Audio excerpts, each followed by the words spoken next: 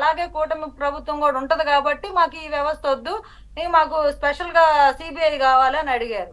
కాకపోతే ఇక్కడ పోలీసు వ్యవస్థ నిద్రాణ వ్యవస్థలోంచి మేలుకొని వాళ్ళ అధికారులు ఎవరైతే తప్పిదాలు చేశారో వాళ్ళ మీద వేటు వేయడం జరిగింది. మిగతా పని చేయాలి, న్యాయంగా వర్క్ చేయాలన్న అధికారులకు ఒక అవకాశం దొరికింది ఎన్డీఏ కూటమి ద్వారా. వాళ్ళు ఎందుకు వదిలిపెడతారు? ఇప్పుడు సిట్ ఆఫీసర్స్ అంతా ముగ్గురు, గోపీనాథ్ జెట్టి గారు కానీ, హర్షవర్ధన్ రాజు గారు కానీ, వీళ్ళ వెంకటరావు గారు కానీ, వీళ్ళేమి చిన్న చిన్న ఆఫీసర్స్ ఏం కాదు కదా.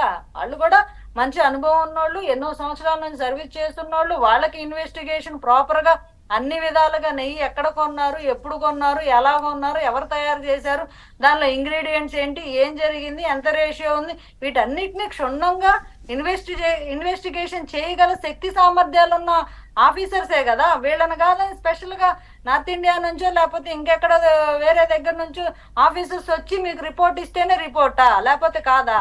కాదు శివపార్వతి గారు, ఇంత మందిని ట్యాగ్ చేశారు కానీ ఆయన ప్రియమైన స్వామీజీల్ని, ఆయన ప్రియమైన వాళ్ళని ఎందుకు ట్యాగ్ చేయలేదు? అసలు నాకు అది అర్థం కాలేదు. వాళ్ళని చెప్పమని ఎందుకు అడగలేదు? ఇప్పుడు ఇందాక అన్నారు పేరెందుకు చెప్పట్లేదంటే స్వరూపానంద గారి పేరు చెప్పండి అని సత్యమూర్తి గారు అన్నారు. ఆ స్వరూపానంద గారి పేరులో లేకపోతే నమ్ముకున్న గురువులో వాళ్ళని ట్యాగ్ చేసి స్వాములారా రండి నా విషయం చెప్పండి అని వాళ్ళని ఎక్కడ ట్యాగ్ చేయాల, మీరు గమనించారో లేదో? అంటే వాళ్ళు కూడా నెట్టేట ముంచేశారని అర్థమైందా? వాళ్ళ నట్టేట ముంచడం కాదు, వాళ్లే ఈయనకు ఫోన్ చేసి బాబు నీకు చేత 3 మునకలు ముంచినందుకు మమ్మల్ని ముంచమాకయ్యా, మమ్మల్ని దయచేసి ట్యాగ్ చేయమాక, ఎందుకంటే ఒకవేళ నువ్వు ట్యాగ్ చేస్తే మేము మాట్లాడాల్సి వస్తే హిందువులు మమ్మల్ని పరిగెత్తించి కొడతారు, అసలు మేము రాష్ట్రంలో బ్రతికే పరిస్థితి కూడా ఉండదు, కాబట్టి మహాప్రభు నిన్ను ముంచినందుకు మమ్మల్ని ముంచొద్దని వాళ్లే ముందుగానే మొరపెట్టుకున్నట్టున్నారు, అందుకే వదిలేశారు. లేకపోతే వాళ్ళని కూడా తీసుకొస్తారు, ఎందుకంటే ఆయన్ని పరమ పవిత్రమైన హిందువుగా మార్చిన గొప్ప ఆధ్యాత్మికవేత్త స్వరూపానంద స్వామి గారు కూడా దీనిలో వచ్చేవాళ్ళే ట్యాగ్ లోకి. కానీ ముందుగానే వెళ్ళి కాళ్ళు ఏళ్ళు పట్టుకొని బతిమాలి బామాలి నాకెంతో కొంత కాస్తో కూస్తో నాకు హిందువులు కొద్దిగా నన్ను నమ్ముతారు, కనీసం ఒక 10% అన్నా నా వాళ్ళు ఉంటారు, వాళ్ళకు కూడా నన్ను దూరం చేయమాకని చెప్పి వేడుకొని ఉండుండొచ్చు. అందుకే వాళ్ళని ట్యాగ్ చేయాల.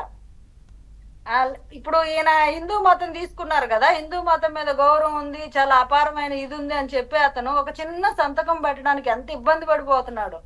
నాకు హిందూ దేవుళ్ళ మీద నమ్మకం ఉంది అని ఒక్క మాట, ఒక సంతకం, అంత జగన్మోహన్ రెడ్డి అనే ఒక 4-5 అక్షరాలు రాయడానికి కూడా చాలా ఇబ్బంది ఆయనకి. అంత ఇబ్బంది పడుతూ ఎవరెళ్ళమన్నారు ఆయన స్వామివారిని దర్శించుకోమని? ఎవరు అడగలేదు కదా, ఆయన ఏం దర్శించుకోమని. ఎందుకు ఇబ్బంది? నీకు ఇబ్బంది ఉన్నప్పుడు చక్కగా ఇంట్లో కూర్చో, 4 గోడల మధ్య ఎందుకు చదువుకోవటం బైబిల్?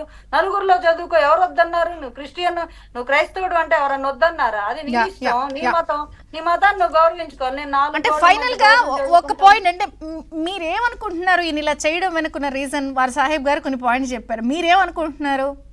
ఖచ్చితంగా మీరు ఇందాక ఒకటి ప్రస్తావించారు, బ్రాండ్ ఇమేజ్ ని దెబ్బతీయాలి. ఎందుకంటే ఆయన సమక్షంలో, ఎందుకంటే రాయలసీమని కొన్ని తరాలుగా ఎలాగా వెనకకి నెట్టవేయబడిందో, అంటే అభివృద్ధికి నోచుకోకుండా ఎవరైనా వచ్చి ఏదన్నా చెయ్యాలన్నా వీళ్ళ దందా, వీళ్ళ ఫ్యాక్షనిజం, వీళ్ళ కమిషన్, వీళ్ళ రౌడీజాన్ని భరించి అక్కడ ఎవరు వచ్చి అక్కడ ఒక కంపెనీ కూడా పెట్టడానికి సిద్ధపడే పరిస్థితి లేకుండా ఎలా చేశారో అలాగే ఆంధ్రప్రదేశ్ మొత్తాన్ని చేయాలి అనేది జగన్మోహన్ రెడ్డి గారి విజన్.